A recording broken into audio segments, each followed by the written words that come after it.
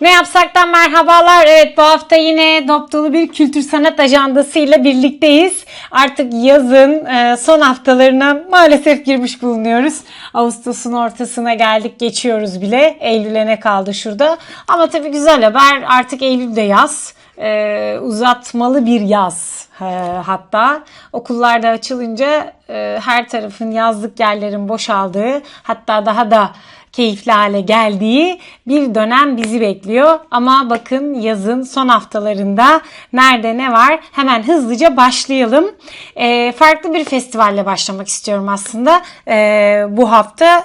Çünkü akapella sevenlere müjdeli bir haber bu. Tabii İstanbul'daysanız. Denizbank Voice Up Akapella Festivali ve bu Akapella Festivali'nde dünyanın en bas sesi Avi Kaplan'dan vokal armoni profesörü James Rose'a kadar herkes bu festivalde deniyor spotunda ve şehrin tam da göbeğinde olacak bu festival. Muhsin Ertuğrul sahnesi, Lütfi Kırdar, Metrohan, Arter arka bahçede gerçekleşecek. 25 farklı ülkeden 600 müzisyeni buluşturacak bu Akapella Festivali ve 19-24 Ağustos tarihleri arasında dediğim gibi Muhsin Ertuğrul sahnesi, Lütfi Kırdar, Metrohan ve Arter'in arka bahçesinde gerçekleşecek ve Avi Kaplan gibi, James Rose gibi isimler çıkacak. Tekrar altını çizeyim.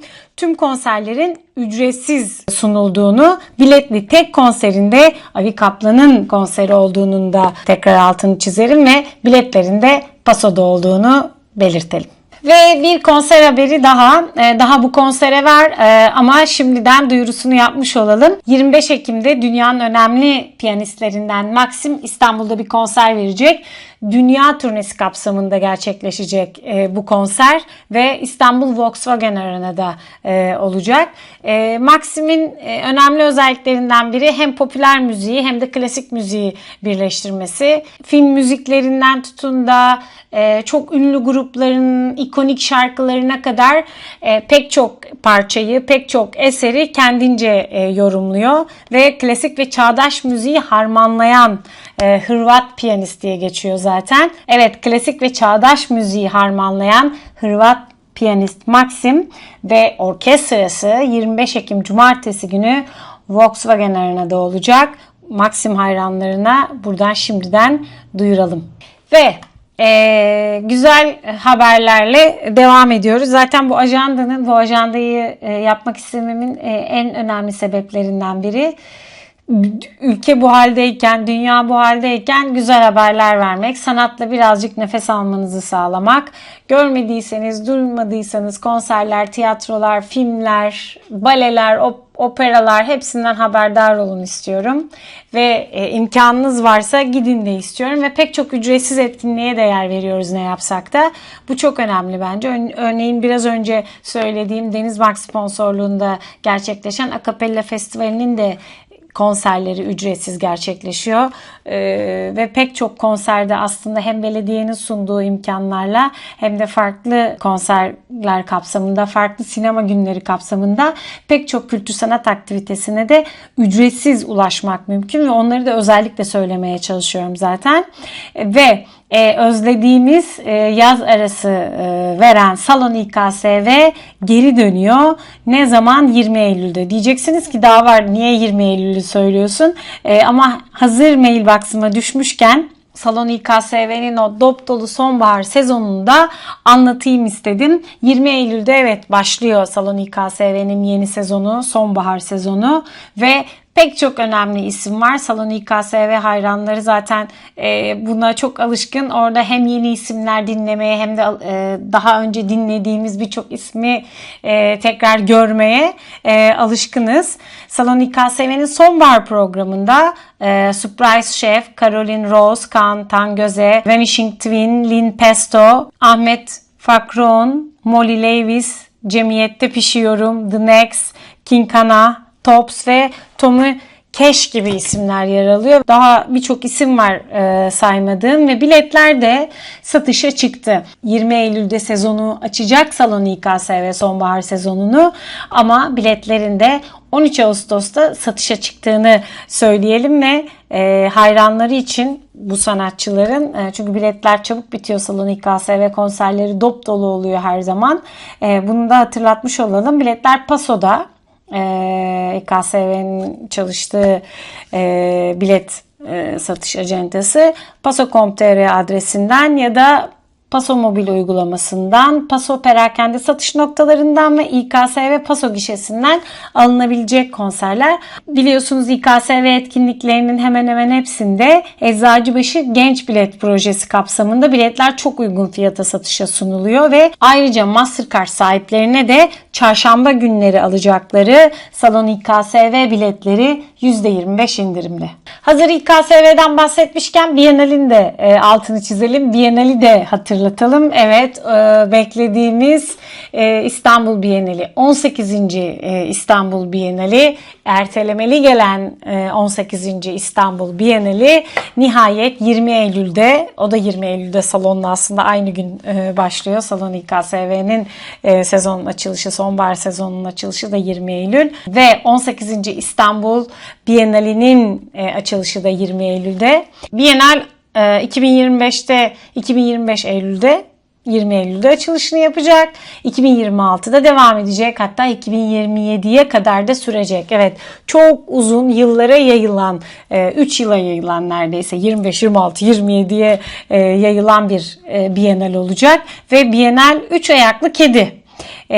Bienal'in teması, başlığı daha doğrusu. 3 ayaklı kedi başlıklı Bienal'in ilk ayağında 8 farklı mekanda 30'u aşkın ülkeden 50'ye yakın sanatçının eserleri sergilenecek diyor sevgili İKSV.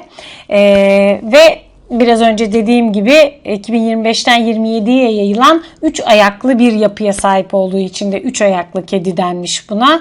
Daha önceki haftalarda anlatmıştım ama tekrar altını çizelim. Bienal kapsamında İstanbul'un Beyoğlu-Karaköy hattında birbirine yürüme mesafesinde konumlanmış 8 farklı mekanda dünyanın dört bir yanından 47 sanatçının eserleri izleyicilerle buluşacak. Ve açılış haftasında da tabii ki sürprizler var. Açılış haftasında canlı performanslar, film gösterimleri ve DJ setleri kamusal alan programları içerisinde sunulacak.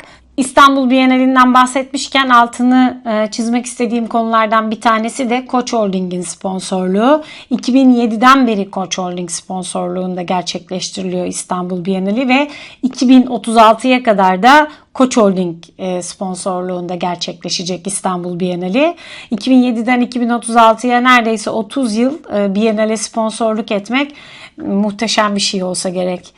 Neticede Koç Holding'in sponsorluğuyla birlikte ücretsiz hale gelen Bienal'in seyirci sayısı, izleyici sayısı her yıl neredeyse katlanıyor diyebiliriz. Şu anda rakamlar elime yok ama geçtiğimiz yıllarda yaptığım programlarda oldukça etkileyici rakamlar olduğunu hatırlıyorum. Çünkü ücretsiz olduğunda genç, yaşlı, çoluk, çocuk herkes sanatla buluşmak için ve dünyanın pek çok noktasından, pek çok ülkesinden gelmiş sanatçıyla buluşmak için, onların eserleriyle buluşmak için Bienal'in en azından birkaç sergisine herkes gidiyor. Meraklısı gidiyor. Bazen meraklısı olmayan da gidiyor. Arkadaşıyla gidiyor. Bir şekilde sanata maruz kalma durumu oluyor ücretsiz olunca. Bu anlamda da Koç Holding'e teşekkürlerimizi ve tebriklerimizi sunuyoruz tabii ki. 30 yıllık Bienal sponsorluğu gerçekten takdire şayan. Pek çok konuya değiniliyor Bienal kapsamında. Pek çok meselenin altı çiziliyor. Uzun yıllardır aslında Bienal'in hep merkezinde, Bienal'in merkezinde de, sanatçıların merkezinde de dünyanın meseleleri var. Mesela içinde bulunduğumuz iklim krizi, içinde bulunduğumuz bu yangınlar, felaketler, bunların hepsini aslında 18. İstanbul Bienali gerçekleşecek. 18. kez belki de tekrar anlatacak sanatçılar ve Bienal. Pek çok meseleyi, göç meselesini anlattıkları gibi, küresel ısınmayı anlattıkları gibi, sürdürülebilirliği anlattıkları gibi, deniz kirliliğini anlattıkları gibi yine pek çok meselenin altını çizecekler. Bienal'in sanatın önemli noktalarından biri de zaten o gerçekleri böyle bizim suratımıza çarpmaları. Tabii bunu anlayan anlıyor, anlaması gerekenler anlıyor mu? O noktada emin değilim. Hala bu durumda olduğumuza göre bence başta bizi yönetenleri sanata maruz bırakmak gerekiyor. Belediye başkanından en tepedeki yöneticilere kadar, belediye başkanından bakanlara kadar herkesin sanatla özellikle de Bienal gibi daha özgür düşünceye açık sanatçıların hem memleket meselelerini hem de dünya meselelerini çok net, açık ve seçik haliyle hiçbir filtreden de geçmeden ve hiçbir siyasi ya da politik bir pencereden de bakmadan tamamen sorunları, dünyanın meselelerini sanatla anlattıkları Bienal o yüzden kıymetli. Çok uzattım çünkü dertli olduğumuz bir konu bu. Ama işte Bienal ne için var? Bunun için var diyelim ve Bienal'den sonra aslında çocuk etkinliklerini hep sona koyuyorum ama hemen ben çocuk etkinliğine geçelim istiyorum. Çünkü Arter'de 22-24 Ağustos'ta Bak Sanata Dönüştüm Ben Arter Çocuk Festivali gerçekleşecek. İşte çocukları da sanata maruz kalmıyor. Yani Bienal'e de götürebilirsiniz tabii ki çocuklarınızı ama onların yaşlarına uygun etkinliklerden çok çok daha keyif alacaklar ve sanatla iç içe olmak onları bambaşka bir geleceğe hazırlayacak. Hayatlarında müthiş farklar yaratacak. O yüzden de bu Arter'deki bütün çocuk festivallerini çok önemsiyoruz. Ama ülkemizin, İstanbul'un önemli kültür sanat merkezlerinden biri Arter. Çağdaş sanat merkezlerinden biri Arter. Bir de çok yeni ve çok da güzel bir binası var. Dolapdere'deki binayı ben çok beğeniyorum ve oradaki sergileri de kaçırmıyorum doğrusu. Yolunuz düşerse mutlaka gidin. Çünkü aynı anda 3-5 sergi birden gerçekleşiyor Arter'de o müthiş binada. O yüzden çocukları alıp gitmek için de ne güzel bir bahane var. Bak Sanata Dönüştüm Ben Arter Çocuk Festivali 22-24 Ağustos'ta gerçekleşecek. Bak Sanata Dönüştüm Ben. Çok güzel bir başlık bir kere. Buradan Emre'yi de tebrik edeyim. Arter küratörü sevgili Emre'yi. Çocuklar için yaptıkları bu festival de çok kıymetli. Ve Arter Çocuk Festivali'nde 4-11 yaş aralığındaki çocukları sanatın yaratıcı dünyasını keşfetmeye çağırıyoruz diyor Arter. Bu yıl 4.'sü gerçekleşiyor festivalin, bu çocuk festivalinin ve rehberli turlar eşliğinde sanat yapıtlarını daha yakından inceleyecekler. Resim, heykel, origami, müzik, yoga ve hareket atölyelerinde sanatla iç içe olacaklar. 3 gün boyunca saat 13'te ücretsiz gerçekleştirecek ve kayıt gerektirmiyor keşif saat etkinlikleri. 4-11 yaş grubundan katılımcılarını her gün çeşitli üretim araçları ve eğlenceli aktivitelerle yaratıcı süreçleri beraber deneyimlemeye davet ediyorlar. Ve Arter Kütüphanesi'nde de ilham verici kitapların yer aldığı okuma köşesiyle arka bahçedeki oyun alanı ve fotoğraf köşesi ise festival boyunca çocukların yaratıcı yolculuklarını destekleyecekmiş.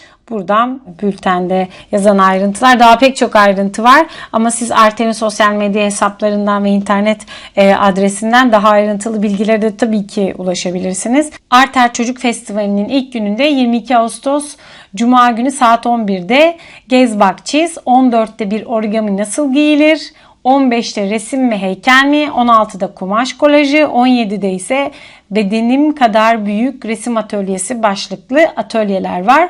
23 Ağustos Cumartesi günü ise saat 11'de Duygularla Dönüşen Beden Yoga Atölyesi, 14'te Bir Külah İçinde Ne Saklar, 15'te Sanatın Peşinde Hareket ve İfade, 16'da Hayal Et ve Hareket Et, 17'de ise Hayalleri Aydınlatan Lamba atölyeleri düzenlenecek.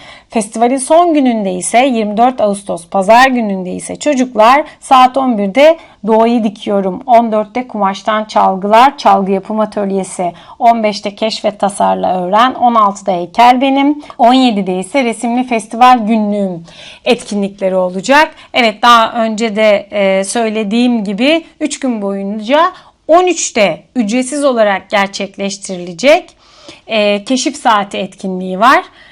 Diğerleriyle ilgili olarak da atölyeler ücretli gerçekleşiyor ve atölyelere katılan çocuklara kitap evindeki çocuk kitapları da %10 indirimli olarak sunulacakmış. Arter Çocuk Festivali'nin bu yılki sürprizi ise festival broşürünün arkasında yer alan festival bingosuymuş. Evet, Arter Çocuk Festivali'ne böyle geniş yer vermeye çalıştım mümkün olduğunca. Hadi şimdi Arter Çocuk Festivali'nden Bodrum'a gidelim, ne dersiniz? Bodrum'da da aslında sadece büyükler için değil, çocuklar için de çok güzel bir etkinlik ki Bodrum'daki Uluslararası Bodrum Bale Festivali'ne çocuklar da oldukça ilgi gösteriyorlar.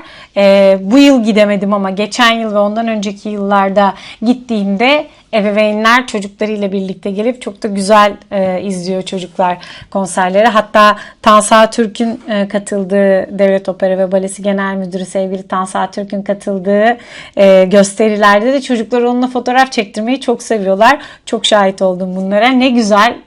Devlet Opera ve Balesi'nin gerçekleştirdiği bütün etkinlikler, bütün baleler, bütün operalar neredeyse kapalı gişe oynuyor. Bu çok memnuniyet verici ve memleketin pek çok yerinde de bale festivali gerçekleştiriliyor. Tansa Türk bunun için elinden geleni yapıyor. Yani Tansa Türk ve ekibi, muhteşem bir ekibi var çünkü Tansa Türk'ün. Daha önce Aysun Öz'de Başka Şeyler programımızda da sevgili Tansa Türk'le röportajımızı izlemiştiniz zaten. İzlemediyseniz izlemenizi öneririm. Güzel bir röportajda o da bütün bir heyecanıyla projelerini anlatmıştı. Ve 22. Uluslararası Bodrum Bale Festivali'ne gelmek istiyorum. Evet, tahmin ettiğiniz gibi konumuz bu. Geçen haftalarda bahsetmiştim zaten 22. Uluslararası Bodrum Bale Festivali'nden. Devam ediyor. Bodrumluların da yoğun ilgisi var ve 22. Uluslararası Bodrum Bale Festivali İş Bankası sponsorluğunda gerçekleştiriliyor. Buradan İş Bankası'na da katkılarından dolayı tebrik ve teşekkür ederim. Çünkü Bodrum'da, Ege'de böyle bir festivalin olması çok güzel. 17-18 Ağustos akşamları saat 21.45'te Tango Tutkusu balesi var. Ankara Devlet Opera ve Balesi tarafından sahnelenecek Bodrum'da, Bodrum Bale Festivali kapsamında. 21 ve 22 Ağustos akşamları ise yine saat 21.45'te Kanlı Düğün Balesi Samsun Devlet Opera ve Balesi tarafından sahnelenecek. Ve festivalin kapanışı da 25 Ağustos akşamı yine saat 21.45'te Elektronika gecesiyle de festival son bulacak. Yani 22. Uluslararası Bodrum Bale Festivali 25 Ağustos akşamı Elektronika gecesiyle kapanıyor. Bodrum Bale Festivali'nden sonra 32. Aspendos Opera ve Bale Festivali de yaklaşıyor. Onun da duyurusunu şimdiden yapalım. 14 Eylül ile 1 Ekim tarihleri arasında gerçekleşecek 32. Aspendos Opera ve Bale Festivali. Bodrum Bale Festivali çok ilgi görmüştü. Eminim Aspendos Opera ve Bale Festivali de aynı ilgiyi görecektir.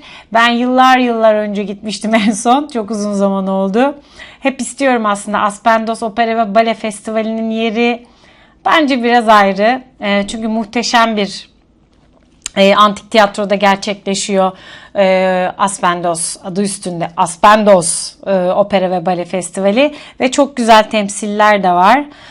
Turandot, Zorba, Kuğu Gölü, Don Quixote, Tosca, La Traviata olacak. Ama festivaller bitmiyor. Eylül'de de Gaziantep'te Bale Festivali var. Onun ayrıntılarını da zaten önümüzdeki haftalarda yer veririz. Önümüzdeki haftalarda mutlaka anlatırım. Çünkü özellikle opera ve baleye ne yapsak programında, bu ajanda programında mutlaka yer vermeye çalışıyorum. Çünkü çok kıymetliler gerçekten. Çok büyük emekle her sanat etkinliğinde olduğu gibi o kocaman kadrolar çok büyük emek vererek sahneye çıkıyorlar. O yüzden opera ve balenin çok izlenmesi kapalı gişe oynaması böyle sezon boyunca ve seyirci rekorları kırması beni aşırı mutlu ediyor ve memnun ediyor doğrusu.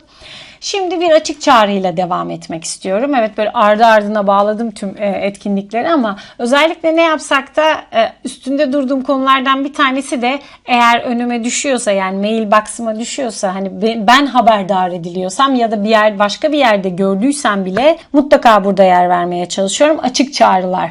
Çünkü sadece sanatseverler değil, sanatçıların da izlediği bir ajanda programı bu. Herkes kendi sanat dalı dışında kim ne yapmışı da burada takip ediyor. O yüzden buradan sanatçı arkadaşlarıma da sevgilerimi gönderiyorum. Ve bir açık çağrıdan bahsetmek istiyorum. Barbara Stüdyo ve Odd Art Space Trakyalı sanatçıları Göz Göründü adlı açık çağrıya davet ediyor. Barbara Stüdyo ve Odd Art Space Trakya bölgesinde yaşayan ve üreten 22-30 yaş arası genç sanatçıları ve Güzel Sanatlar Fakültesi'nin lisans ve yüksek lisans öğrencilerini Göz Göründü başlıklı açık çağrıya davet ediyor ve son başvuru tarihi 24 Ağustos Pazar günü. Göz göründü terimi de bağcılıkta göz terimi asmanın uyanma dönemiyle ilgili bir ifadeymiş ve göz göründü asma gözlerinin, yani tomurcuklarının uyandığını, filizlenmeye başladığını anlatıyormuş. Ne kadar güzel bir ifade değil mi? Göz göründü. Çok da güzel bir isim bulmuşlar bence. O yüzden genç sanatçıların üretimlerini derinleştirmek, temsil, tanıtım, bağ kurma, hazırlık gibi süreçlerine destek olmak amacıyla Barbara Stüdyo ve Odd Art Space'in bu açık çağrısını da buradan duyurmuş olalım. Son başvuru tarihi 24 Ağustos dediğim gibi. Başvurular için de oddartspace@gmail.com adresi verilmiş. Hadi tiyatrolara geçelim şimdi. Ve açık hava tiyatrosundaki tiyatrolara, yani şehir tiyatrolarının Harbi Açık Hava yaz oyunlarına değinmek istiyorum. Şehir tiyatrolarının Harbi Açık Hava yaz oyunları Fosforlu Cevriye ile başlıyor. Evet, kült oyun Fosforlu Cevriye. Suat Derviş'in kaleminden doğan ve içtenliği, neşesiyle hafızalara kazınan Cevriye, izleyicileri 1930'lu 40'lı yılların büyülü İstanbul'una doğru bir yolculuğa çıkarıyor. Gürri Suri'nin uyarladığı, Yelda Baskın'ın yönettiği Fosforlu Cevriye 15, 16, 17 Ağustos'ta saat 21'de Harbi Açık Hava Tiyatrosu'nda olacak. Zamanda bir yolculuğa, İstanbul'u 1930'lu 40'lı yıllarına gitmek istiyorsanız, ki sanırım ben yakalayacağım Fosforlu Cevriye'yi Harbi Açık Hava Tiyatrosu'nda, mutlaka izleyin. Haldun Taner'in yazdığı, Yelda Baskın'ın yönettiği Gözlerimi Kaparım Vazifemi Yaparımsa 20-21 Ağustos tarihlerinde saat 21'de Harbi Açık Hava Tiyatrosu'nda ve Molière'in yazdığı, Orhan Veli Kanık'ın çevirdiği, Yiğit Sertdemir'in yönettiği Tartuffe de 23-24 Ağustos'ta saat 21'de Harbi Açık Hava Tiyatrosu'nda olacak ve şehir tiyatrolarının bu çok beğenilen, kış boyunca da çok izlenilen, çok yoğun talep gören bu oyunlarını şehirtiyatroları.ibb.istanbul adresinden ve biletinial.com adresinden biletlerini temin edebilirsiniz. Hadi moda sahnesine bakalım. Moda sahnesinde neler var? Moda sahnesinin o güzel oyunları 12-13 Eylül'de 20.30'da ve 14 Eylül'de saat 16'da hizmetçiler var. Otello ise 19-20 Eylül'de saat 20.30'da, 21 Eylül'de saat 19'da. Şirreti evcilleştirmek 3, 4, 5, 6 Eylül'de 20.30'da, 7 Eylül'de 16'da. Macbeth 10-11 Eylül'de saat 20.30'da. Babamı Kim Öldürdü 27 Eylül'de 20.30'da oynayacak. Tiyatrolardan sonra hemen kitaplara geçmek istiyorum ve bu hafta ajandayı da kitaplarla bitirmek istiyorum. Bu hafta gelen kitaplar: Bir Aşkın 10 Günü, İrem Uzun Hasanoğlu'nun kitabı, Doğan Kitap etiketiyle çıkmış. Dünya biter geriye aşk kalır diyor İrem Uzun Hasanoğlu. Roman ve Sevgili arkadaşım Neslihan Perker'in yeni kitabı çıktı. Neslihan bir gazeteci, tanıyorsunuzdur zaten. Kitaplarından biliyor olabilirsiniz ama Neslihan bir gazeteci ve uzun yıllar Aktüel'de de çalıştı. Aktüel'de yaptığı bir haber üzerine İstanbul'un paranormal mekanlarını da genişleterek yazdı diyebiliriz. Yıllar önce yaptığı o İstanbul'un paranormal mekanları haberi çok ilgi görmüştü. Daha sonra YouTube, şimdi bizim de yayın yaptığımız YouTube çıktıktan sonra, YouTube'da içerik üretmeye başladıktan sonra özellikle gençler bu paranormal mekanları da sardılar ve video çekmeye başladılar. Tabii o kadar kolay bir şey değil o paranormal mekanlarda çekim yapmak. Ama Neslihan Perker İstanbul'un paranormal mekanlarını kitaba çevirdi ve destek yayınlarından da Neslihan'ın bu şehir sadece yaşayanlara ev sahipliği yapmıyor dediği kitabı kitapçılarda, ben de gece okuyacağımı zannetmiyorum Neslihan'cığım ama gündüzleri okuyacağım bir kitap. Gece ne okuyacaksın diyorsanız da elimde Homeros var. Troya Kazı Başkanı Rüstem Aslan'ın yeni başlayanlar için Homeros kitabı. Zaman içerisinde bir yolculuk yapmak, aynı zamanda bu kitabı okumak. Homeros'un yaşam dünyasını anlatıyor, eserlerine giriş niteliğinde bir bakış açısı sunuyor ve pek çok şaşırtıcı detaya da yer veriyor.